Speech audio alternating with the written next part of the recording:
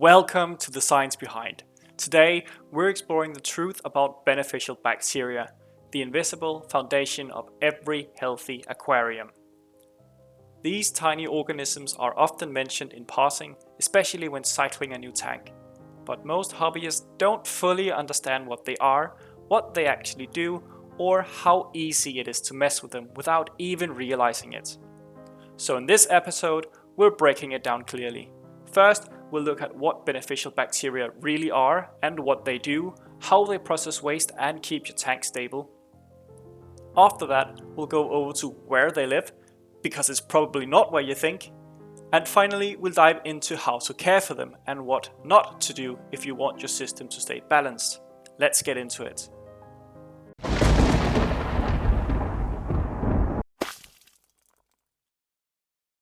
Let's start with what beneficial bacteria actually are. They're not one single species, they are a group of naturally occurring microorganisms, living, breathing cells that colonize hard surfaces inside your tank. And even though they're invisible, they're essential to all life in any closed aquatic system. Specifically, we're talking about nitrifying bacteria. These are a type of aerobic chemoautotrophic bacteria, which just means that they need oxygen to survive and they get their energy by chemically converting nitrogen compounds. In other words, they feed on waste. The two main kinds you'll hear about are Nitrosomonas and Nitrospira, although some systems mention Nitrobacter as well. These aren't just names on a chart, they are each living organisms that specialize in parts of the nitrogen cycle. One group converts ammonia into nitrite, and the other takes that nitrite and turns it into nitrate. They don't live in the water itself, they attach to rough, porous surfaces, your filter sponge, your biomedia, your substrate, even the hardscape, and once they found a place to grow, they form colonies. These colonies are what people mean when they talk about a tank being cycled. It's not just that waste is gone, it's that bacteria have physically established themselves inside the system and are actively breaking down toxins. And the interesting thing is, these organisms are incredibly efficient, but also surprisingly delicate. Their growth is slow, they rely on stable oxygen levels, and they do not do well with sudden changes. That's why a fully cycled tank can take weeks. You're not just waiting for levels to drop, you're waiting for these microscopic organisms to grow, and once they are established, everything else in the tank relies on them to function. Next, we'll look at what they actually do and how their work keeps every living thing in your tank alive. Now that we've covered what beneficial bacteria do, the next question is, where do they actually live? Most people assume that they're just floating around in the water, but that's not the case. In fact, there's a very few amounts of bacteria suspended in the water column. Almost all of them live attached to surfaces inside your tank. And not just any surface, the bacteria prefer rough, porous materials, things like filter sponges, biomedia, gravel, rocks, wood, even the glass if there's enough texture. The more surface area something has, the more bacteria it can support. And that's why filters are so important. It's not just about removing debris or clearing up the water, it's that your filter is home to a huge percentage of your tank's bacterial colony. The sponge, the ceramic rings, the pores in your media, all of that becomes living space for bacteria. And it's not just about giving them a place to sit, they also need constant oxygen and a steady supply of waste to process. That's why water flow through the filter is so important. It delivers both oxygen and ammonia right to the bacteria, and without flow, the colony starts to struggle. If the filter clogs or stop running for too long, the bacteria inside can start dying off, even if they're still wet. Now, bacteria doesn't only live in filters.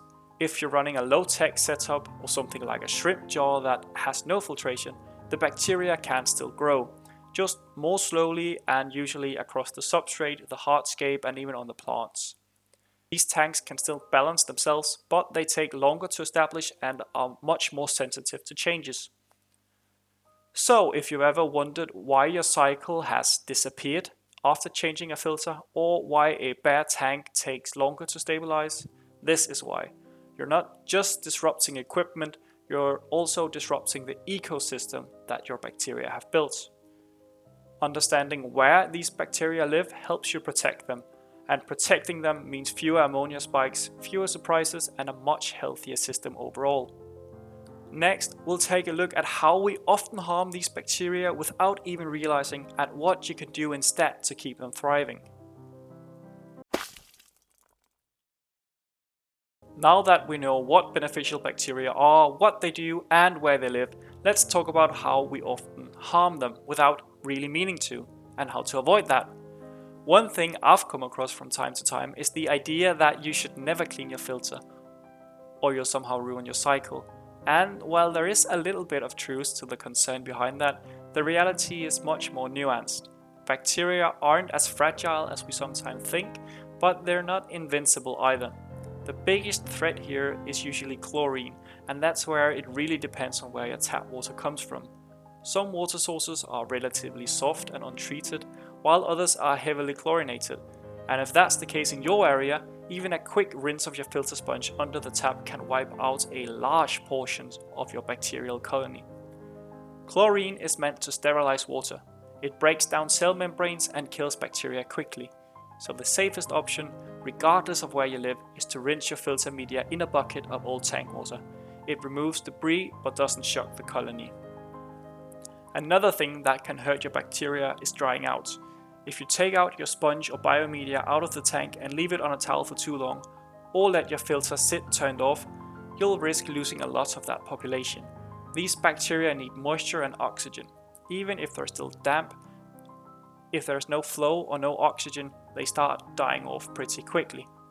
That's why leaving a filter disconnected for a few hours can actually cause issues. You might get cloudy water after restarting it, or even a small ammonia spike. And that's often a sign that the bacteria inside didn't survive the pause. Now, some people ask whether beneficial bacteria can go dormant, like if a sponge dried out but still looks clean. And the answer is maybe for a short time. Some species, especially Nitrospira, can slow down their metabolism and survive brief periods of stress, but they don't form protective spores or anything like that. If a sponge or a filter has been dry for more than a day or two, you're likely starting over. Medications can also be an issue. Certain treatments, especially those containing copper or antibiotics, don't just target parasites or pathogens, they also harm your bacterial colony, especially in filters where the concentration is high. So if you're treating a tank, keep an eye also on your parameters and be ready for a slight dip in biological filtration. Now, on the flip side, how can we support our bacteria? Start with steady flow. These bacteria rely on oxygen to survive, and good flow keeps them fed and breathing. Avoid deep cleanouts or replacing all of your media at once. If you're upgrading a filter, keep some of the old sponge or media running alongside the new one, and if you're just starting a new tank, try sealing it with something from an established setup, even just to use sponge, some gravel, or a handful of old biomedia. It makes a huge difference because you're not waiting for bacteria to start randomly to colonize, you're giving them a head start. And the key here is consistency. These bacteria don't need much, they need oxygen, a place to grow, and a little stability. And if you keep that in mind, your tank will be far more stable and forgiving over time. Now, let's wrap up with a quick recap and talk about how all of this ties together in real life. So let's pull it all together. Beneficial bacteria are the silent backbone of any aquarium. You do not see them, you don't interact with them directly, but everything you're keeping alive relies on them. They're living microorganisms that process waste, specifically converting toxic ammonia into nitrites and then into much safer nitrates. That cycle is what makes it possible to keep fish, shrimp, and snails in a closed system without constant water changes or crashes. They don't float around in the water, they live on surfaces in your sponge filter, your biomedia, your substrate, and even your hardscape.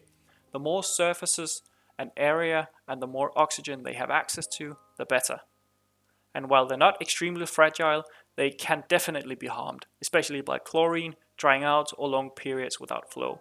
That's why things like rinsing with tap water, leaving filters off for hours, or doing full deep cleanouts can throw off your balance. Not instantly, but enough to cause issues down the line. The good news is, These bacteria don't need a lot, just oxygen, stability, and somewhere to grow. And if you give them that, they'll quickly take care of the most important job in your tank. So whether you're running a high-tech aquascape or a no-filter shrimp jar, understanding how these bacteria work and how to avoid disturbing them gives you a much more stable, forgiving system in the long run. Thanks for watching this episode of The Science Behind.